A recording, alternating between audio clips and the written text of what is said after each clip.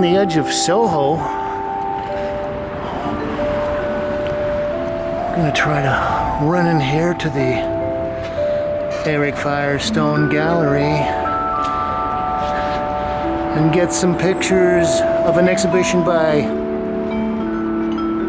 Futura 2000, and the title is Futura 2020. Stay tuned.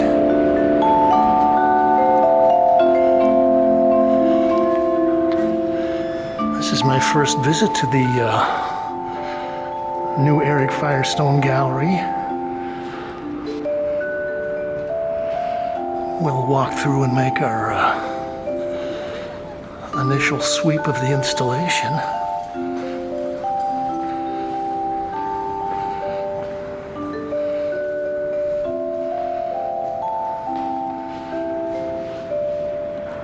Okay, we'll start out looking at this tondo. Excuse me. This is titled Spheres in Space 2, 2020. Spray painted acrylic and oil on canvas. 48 inches in diameter.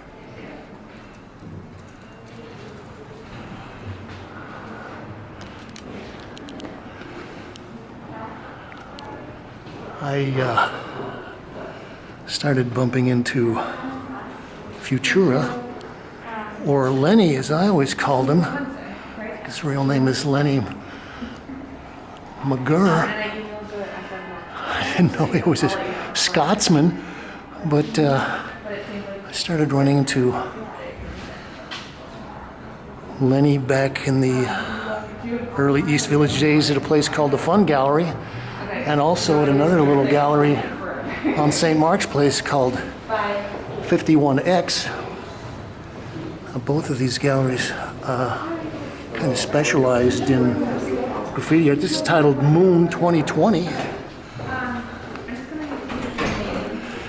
we can get back a little bit. Now there's 20 paintings in this show, so this is actually a lot of work.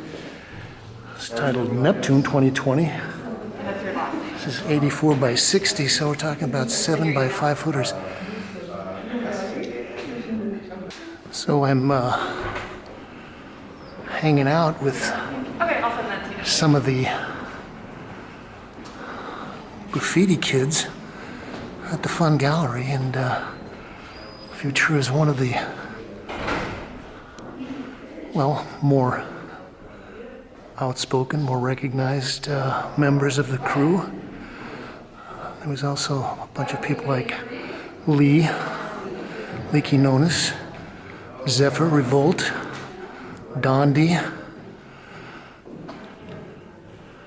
Okay, this is titled Mercury 2020.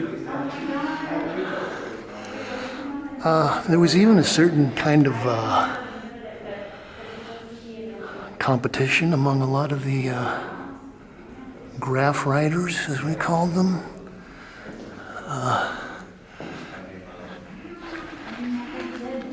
And Futura, some people criticized him because Futura always kind of stayed in a purely pictorial language, whereas many of the other graffiti people were actually known as writers, so they always were playing with variations on text, tags, names, things like that. This is titled Earth.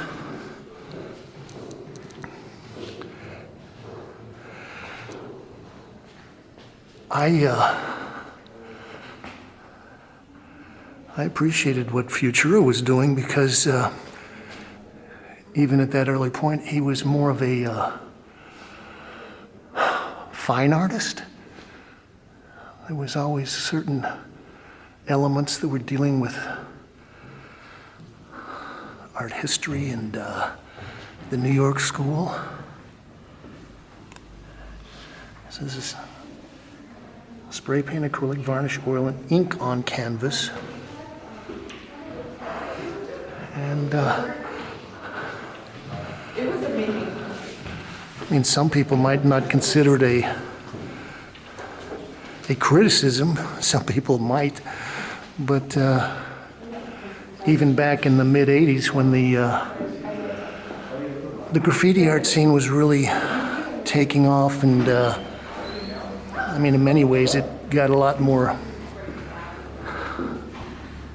play than it might have, at least some of them deserved, because it was just a real hot trend and everybody was trying to get on the bandwagon and discover their next Jean-Michel Basquiat or the next Keith Haring.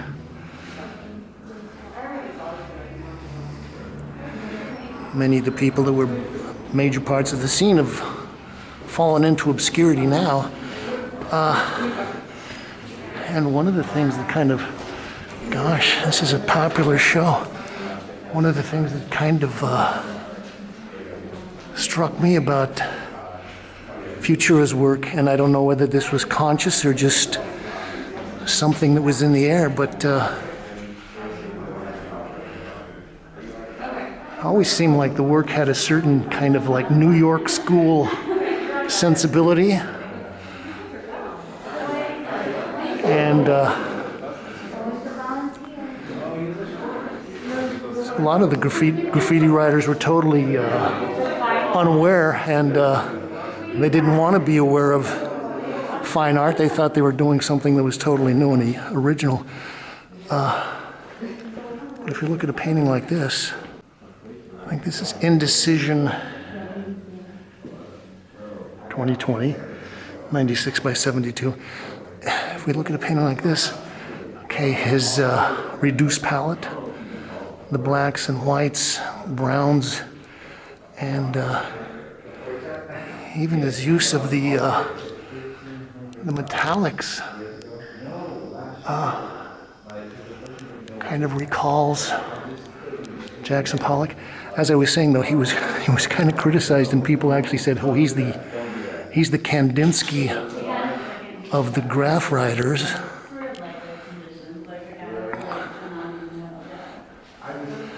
These are big paintings. This is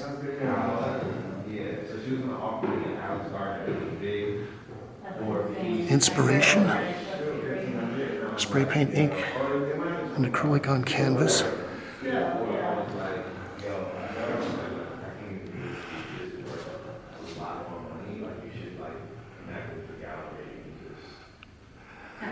One of the other things that struck me when I was looking at some of the listings for this show was that they were calling Lenny an old master of graffiti art, which is fine. It's not, the master part doesn't bother me. It's the old part, because I always kind of thought of Lenny as one of the young Turks on the scene.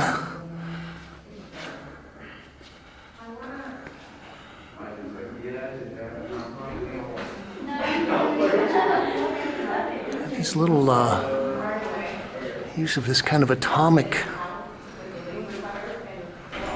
symbol is interesting, and he's really played that up to the max. Also, it does seem to have a kind of a sensibility with the kind of the spray paint, magic marker, splash paint, even some staining. Okay, this is an impressive installation. Jennifer Salmon, our favorite gallery director. This is a big painting.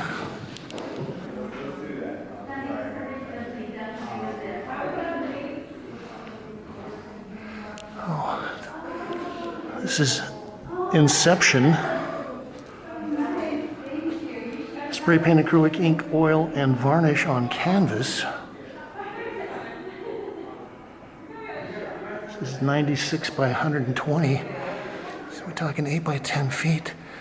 And this is maybe the best example of how this work relates to the abstract expressionists.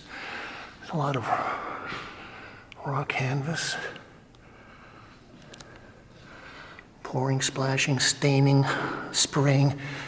I was talking about his little nuclear power symbol here that he's kind of almost made a trademark of. Yeah.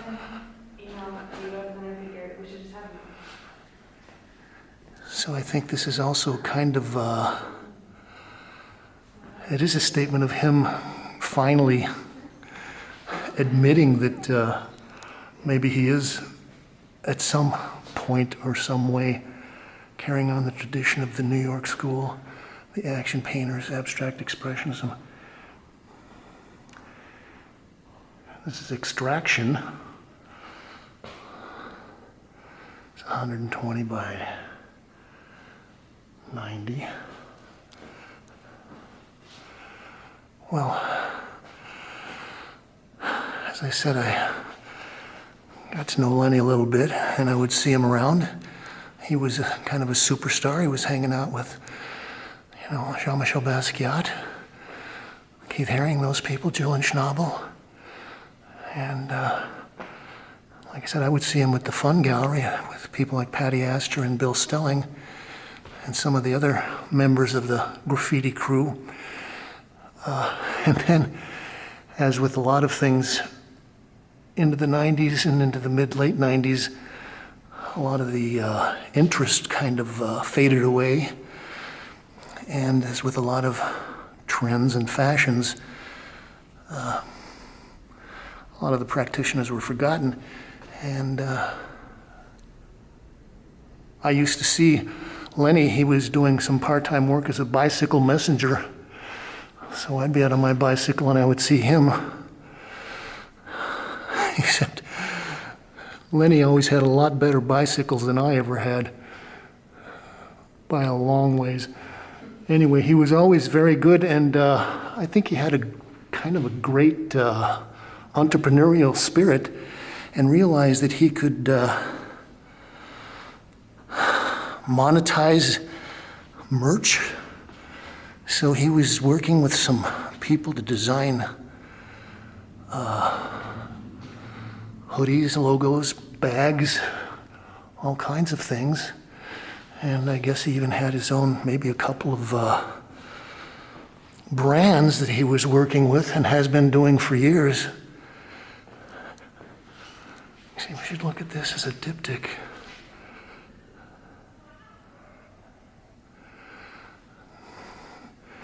Now you could say that this is a total departure. This has nothing to do with the idea of graffiti or writing your name or this or that. This is all strictly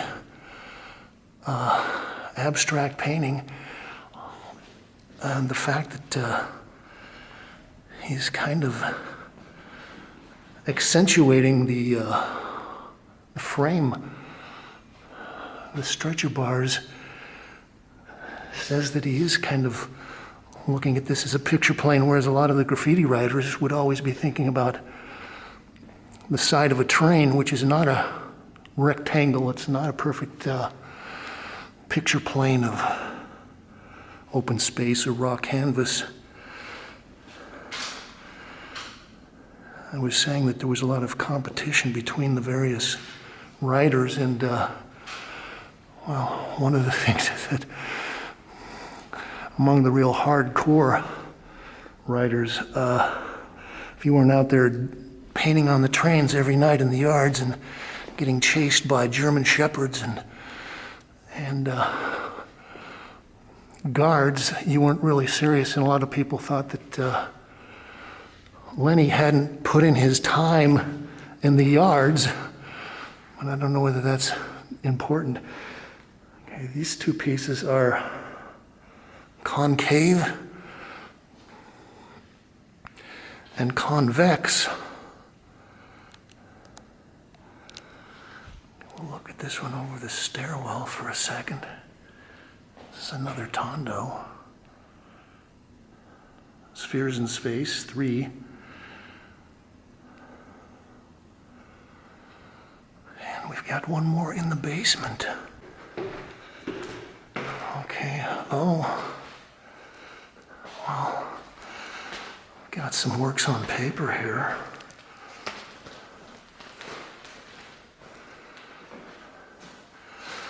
Looks like Lenny's got some stencils he's spraying around.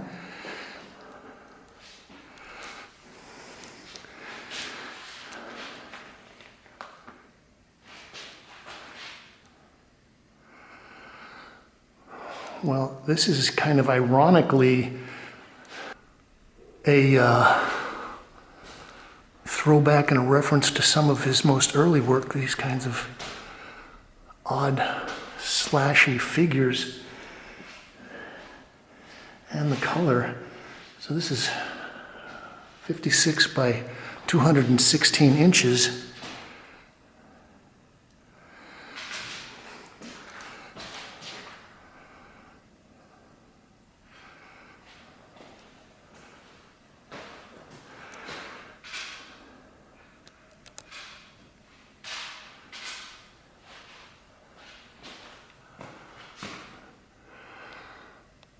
Well, yeah, I've never thought of Lenny as a great colorist,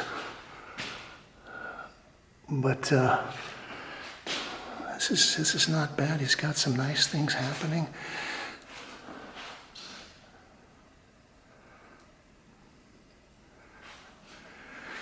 And it's timely that a lot of the people that were part of the East Village scene are getting some recognition now. It's like now that they're all starting to pass away from old age. You know, a bunch of people that were in their 20s and maybe early 30s in the 80s are all coming to the end of the road, or the end of the line.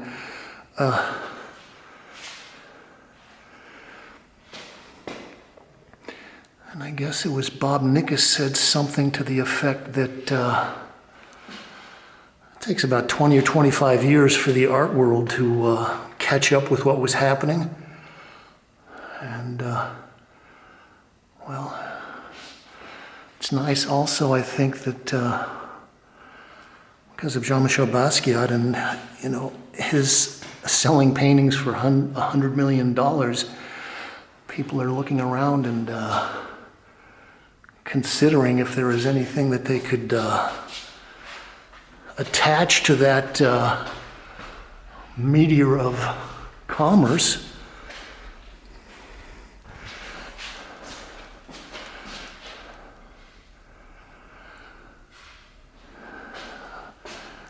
So this is a look at Futura 2000. I was going to say, there was also a couple of other people. This is kind of like 1984, and it's written in 1948, but by 1984, everybody sort of got tired of it, and then when it's 2020 or something, you don't think about it. There was another gallery, Pierogi 2000, and then as you passed 2000, they sort of dropped the 2000 part. But Futura stayed Futura 2000. So this has been Futura 2000 and Futura 2020 here at Eric Firestone Gallery. 4 Great Jones Street.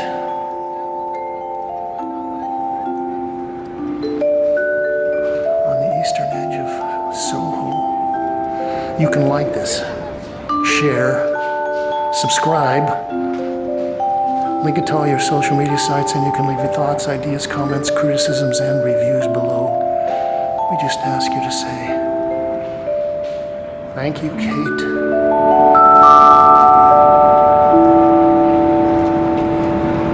Wow, thank you. That was beautiful. Did you write that yourself, or is that a Neil Young song? a Neil Young song? Great, okay. All right, thank you.